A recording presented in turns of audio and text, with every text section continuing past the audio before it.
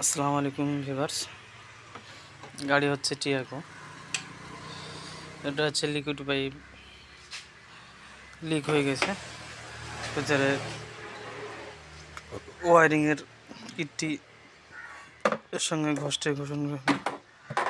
ঘষটন খেয়ে গিয়ে লিক হয়ে গেছে।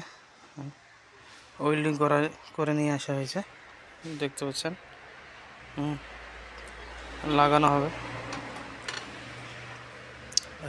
বডির সাথে দুটো 10 নম্বরের স্ক্রু আছে, এখানে একটা, এখানে একটা, বাকি একটা কুলিং অয়েলের সাইডে পাইপ বোল্ট, আর একটা হচ্ছে কন্ডেন্সারের সাইডে, একটা হচ্ছে কুলিং অয়েলের সাইডে দুটো বোল্ট,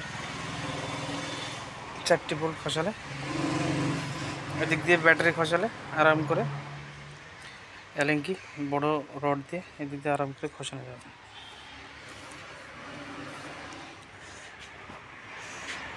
দেখতে থাকো, কমপ্লিট ফিট করে আবার দেখানো হবে ইনশাআল্লাহ।